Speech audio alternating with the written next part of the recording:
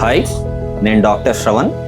ఇవాళ మనము ఒక 8 years అమ్మాయి గత 2 సంవత్సరాలుగా ముక్కు నుంచి గాలి సరిగా ఆడట్లేదు అన్నట్టుగా బాధపడుతుంది.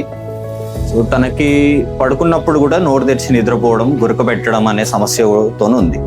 సో మన దగ్గర తీసుకొచ్చిన తర్వాత మనం ఇక్కడ ఎక్స్రే సిటీ స్కాన్ చేసాము. దీన్ని బట్టి మనకి ఏం తెలిసింది అంటే తనకి ముక్కు వెనుకాల భాగంలో ఈ అడినాయిడ్స్ అనే కండలు ఉన్నాయి. దానికి ఇవాళ మనం సర్జరీ ప్లాన్ చేసాము. మన ఎక్విప్మెంట్కి వస్తే ఇవాళ టాన్సిలెక్టమీ మనం కార్బులేటర్ అసిస్టెంట్తో చేస్తాము. దీనివల్ల అడ్వాంటేజ్ ఏంటంటే దీనివల్ల నో బ్లీడింగ్. సో బ్లీడింగ్ లేకుండా సర్జరీ చేయబడుతుంది.